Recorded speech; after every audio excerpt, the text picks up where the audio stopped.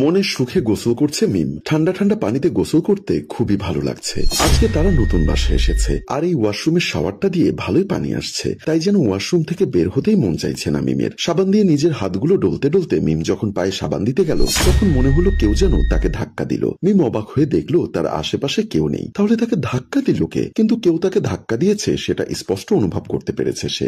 ধ্যাত, হয়তো মনের ভুল হতে পারে ভেবে সে আবার গোসলে মন দিল। কিন্তু একটু পর তার শাওয়ারের পানি বন্ধ হয়ে গেল। মিম অবাক হয়ে গেল, কারণ সে গোসল করার মাঝখানে কিভাবে পানি বন্ধ হয়ে যেতে পারে? তাহলে একটু আগে ধাক্কা খাওয়া আর শাওয়ারের পানি বন্ধ হয়ে যাওয়া, দুটোর মধ্যে কি কোনো যোগসূত্র আছে? তার মানে কি ওয়াশরুমে সে ছাড়া আর কেউ আছে? এবার ভয়ে গলা শুকিয়ে যেতে লাগলো মিমের। তারপর হঠাৎ তার কাঁধে কেউ হাত দিয়ে ডাকলে সে ভয়ে ভয়ে পেছন ফিরে তাকালো, কিন্তু বোঝার আগে বড় একটা শক্ত হাতের থাবা পড়লো গালে, আর মিম বেহুশ। রান্নাঘরে কাজ করছিল শায়লা বেগম। এমন সময় মিম দৌড়ে এসে বলল, মা, এখান থেকে পালিয়ে যাও, আমাকে নিয়ে যাও, আমি আর এখানে থাকবো না, কিছুতেই এখানে থাকা যাবে না। শায়লা বেগম অবাক হয়ে বলল, তোর কি মাথা খারাপ হয়ে গেছে? তুই হঠাৎ এমন করছিস কেন? তাছাড়া তুই এই অবস্থায় কেন এখানে চলে এসেছিস? ঘরে তোর বাবা আছে, সে কথা কি তুই ভুলে গেছিস নাকি? মিম বলল, এখন কাপড় চোপড় পরার সময় নেই মা, এক্ষুনি বাসা থেকে বেরিয়ে যেতে হবে, না হলে অনেক বড় বিপদ হয়ে যেতে পারে। কিন্তু কে বলেছে আমাদের বিপদ হবে? আর তুই কি বিপদের কথা বলছিস? আমাকে একটু খুলে বলবি? মিম কাঁদতে কাঁদতে বলল, আমাকে ওয়াশরুমের মধ্যে কেউ অনেক জোরে একটা থাপ্পড় মেরেছে মা,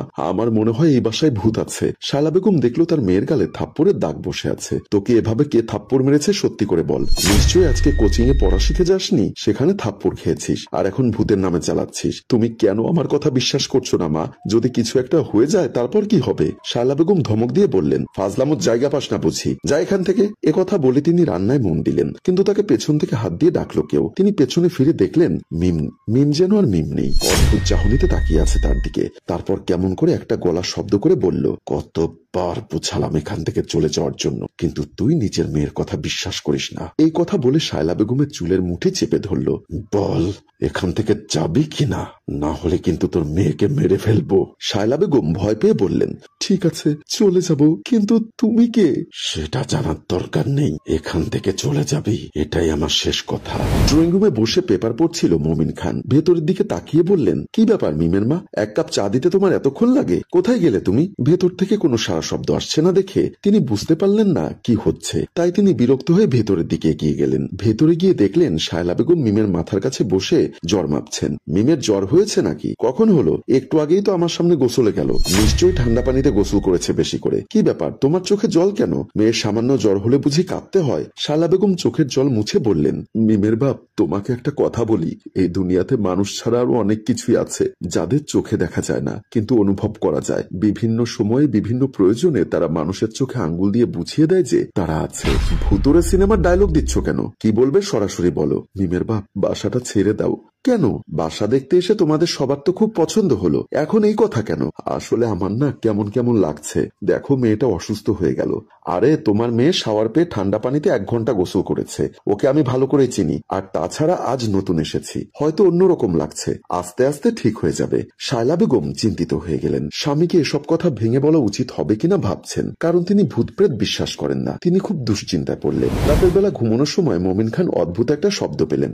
এত রাতে কিসের শব্দ হতে পারে বুঝলেন না। খেয়াল করলেন বাহিরের ঘরের আলোটা জ্বলছে। তিনি ভাবলেন মিমের মা হয়তো লাইট অফ করতে ভুলে গেছেন। তিনি স্ত্রীর দিকে তাকালেন বিরক্ত হয়ে, তারপর বাধ্য হয়ে উঠে গেলেন। তিনি এসে দেখেন তার মেয়ে ছেলেদের মতো শার্ট প্যান্ট পরে বসে আছে, হাতে সিগারেট। মমিন খান মেয়েকে দেখে পুরাই অবাক। তুই ছেলেদের পোশাক পেয়েছিস কোথায়? আর ওর কত বড় সাহস, তুই আমার সামনে সিগারেট খাচ্ছিস? তোকে দেখে তো আমি অবাক হচ্ছি। মিম পুরুষালী কণ্ঠে বলল, অবাক হওয়ার কি আছে, আজ থেকে 10 বছর আগেও তুই সিগারেট খেতিস, আর এখন নিজের সিগারেট ছেড়ে দিয়েছিস, তাই আমাকে সিগারেট খেতে দেখে অবাক হতে হবে কেন?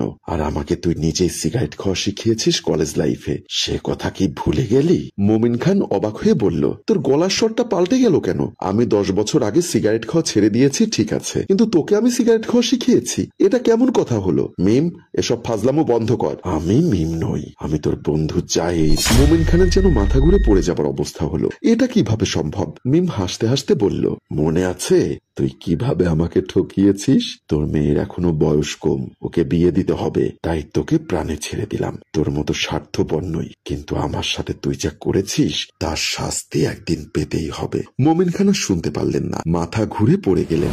সকালে মোমিন খানের জ্ঞান ফিরতেই সে দেখলো বিছানায় শোয়া। উঠে বসতে স্ত্রী শায়লা বেগমকে বলল, আমি একটা ভুল করেছি, সেটার শাস্তি তোমাদেরকে পেতে দেব না, আর তোমাদের কাছে এই কথাটা লুকিয়ে রেখেছি, তোমরা আমাকে ক্ষমা করে দিও, আমি একটা খারাপ মানুষ। স্ত্রী বলল, যা হওয়ার হয়ে গেছে, আমাদের কাছে তুমি যেমন ছিলে তেমনই থাকবে। না, তোমরা জানো না আমি কি করেছি। মিম বলল, বাবা আমরা সব জানি, কাল রাতে আমার মধ্যে যখন সে এসেছিল তখন আমার মুখ দিয়ে মাকে সব কথা বলেছে। শায়লা বেগম বলল, ঠিক, এখন চলো আমরা গিয়ে ওই পরিবারের কাছে মাপ চাই আর তাদের যতটুকু সম্ভব হেল্প করি। মোমিন খান বললেন, আমার বন্ধু জাহিদ, তুই আমাকে ক্ষমা করিস ভাই। পরিবারের সবাই তাকে সাহস ও সান্ত্বনা দিল। প্রিয় ভিউয়ার্স, পাপ বাপকেও ছাড়ে না, তাই সময় থাকতে শুধরে যান। গল্পটির ভাবনা ও পরিচালনায় অভি, ক্যামেরায় শিহাব ও পরিচালনায় মঞ্জুর মোর্শেদ। ধন্যবাদ।